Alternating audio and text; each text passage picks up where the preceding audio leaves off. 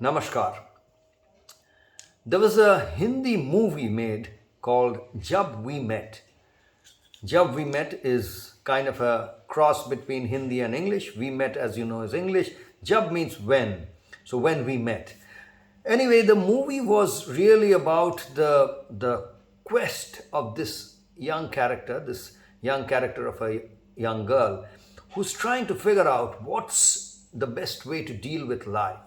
Do you hear what your head has to tell you, or do you listen to what your heart has to tell you?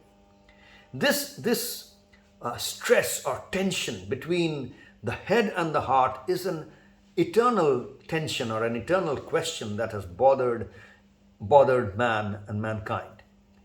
It's really, I mean, it's not just this particular movie, but life itself is made up of all these kind of questions. And a very common problem is, do we pay attention to what our passion is telling us? Or do we pay attention to what logic, rationality, that is telling us? And very often it is seen that our rational mind, logical mind, our logical point of views, a more scientific rational point of view clashes with what our passions, our feelings are telling us. And when this clash happens, where do we actually put our loyalties to? Should we be, as human beings, as individuals, more loyal to a rational, scientific, logical point of view, or should we be more loyal to a more religious, a more spiritual, a more passion-oriented point of view? Well, the point is that these are kind of conflicts that are very easy to solve if we really understand the nature of life itself. But if we don't, if we have not practiced dealing with life, the vagaries and the conflicts that life is made up of, then these conflicts start bothering us. So life, we have to understand, is made up of these, at least these two aspects or two dimensions. Well, in the Fit for Life program of Karma Yoga for 21st century, right from the beginning, we have emphasized that this is a sadhana paddhati, or this is really about creating a daily routine, a daily practice routine, which involves four dimensions of your being. And as we have said right from the first day, that the four dimensions are tan, prana, man, chitta, or which really means your physical dimension, your energetic dimension, your mental dimension, and your spiritual dimension, which really translates to your body, your energy, your nervous system, let's say, your pranic system, your life force, your mental system, thoughts, and which really hovers around your mind, and your spiritual system, or your consciousness, awareness, all of that. And we have understood that all these four dimensions come into play every moment of your life. There is not a single act in your life, there is not a single moment of your life where all these four dimensions are not simultaneously at play.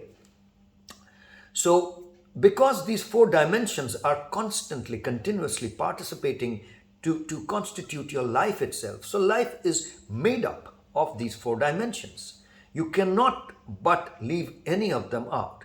Now, for the sake of simplicity, we kind of break them into two groups. Tan Pran, or physical and energetic dimension, we lump it into the more material side of things, more gross side of things. And the Manaschit, or mental and spiritual dimensions, the psycho-spiritual dimension, we kind of lump it together into one block. So hence sometimes we talk of this in simplified terms as two-dimensional. So the two-dimensional could be material and spiritual. Material would be the physical, energetic, and spiritual is the mental and spiritual. Well, the fact is that the quality or the character of these two dimensions are different. The material dimension, which is the physical and energetic dimension, is, because it is tangible, because it is measurable, follows the laws of tangibility. So it can really be defined by the laws of physics and chemistry and biology and all of that, of science, of very, very objectively measurable science. Whereas the laws or the qualities of or the fabric of the psycho-spiritual dimension is slightly different because it does not follow the laws of time and space as we know it. So it cannot be, it's not really tangible and measurable in the same way that the objective world is tangible and measurable. So the laws and the qualities that they follow and the truth in these two dimensions are also different. What these two dimensions are propelling you is also not exactly the same manner. So it propels you in different ways. So hence the point is that this world of which is the physical energetic world, which is bound by time and space, really follows the laws of time and space, whereas this and hence it's very bound, it's very limited. If you are here, you are here. You are not in Spain. If I'm in India, I'm not in Spain. My body is not in Spain. My energy is that's flowing in this body, that's keeping it alive, is not in Spain. It's acting here. And not even here in India, right at the spot that I am in. Whereas in my manaschit or in my psycho-spiritual dimension, it doesn't matter where my physical body is. I can just be anywhere. It doesn't follow the laws of time and space. And hence what arises from these two dimensions are different. And somehow we kind of poetically or metaphorically call it the heart and the head.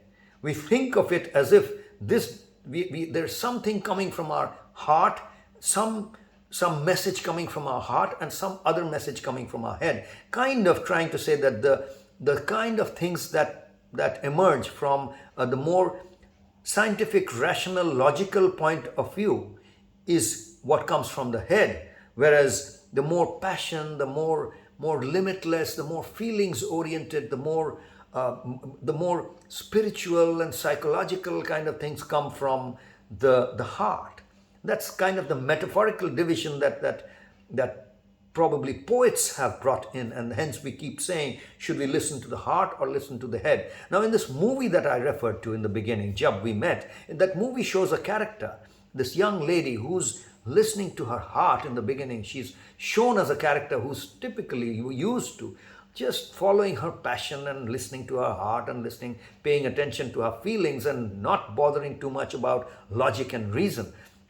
And it's shown that she's really a happy-go-lucky person in the beginning. She's spreading joy and radiating joy and love and care and affection. Whereas life puts her into a situation where she has to kind of pay more heed to what logical, rational, scientific thinking is kind of pushing her towards. And there we find her that she's lost her radiance, and then she's lost her sheen and glow, and she's no longer happy, and she's not being able to make others happy, and her life has kind of slid down somewhere. So that movie is kind of propelling a point of view that you really need to listen to your heart and not so much to your head, because in the end also she manages to get her boyfriend to kind of listen to her heart, to his heart, and they kind of the voice of the heart or that kind of wins at the end of the movie. But the point is that movie, it might be great for a movie, and a lot of people who are kind of stuck in this conflict might find some respite in that movie, and that movie becomes a big hit. But the point is that is not exactly how life goes. And in Karma Yoga for 21st Century's Fit for Life program, we are really trying to help ourselves integrate the truth from both these dimensions of our own being. None of these dimensions are more important or less important.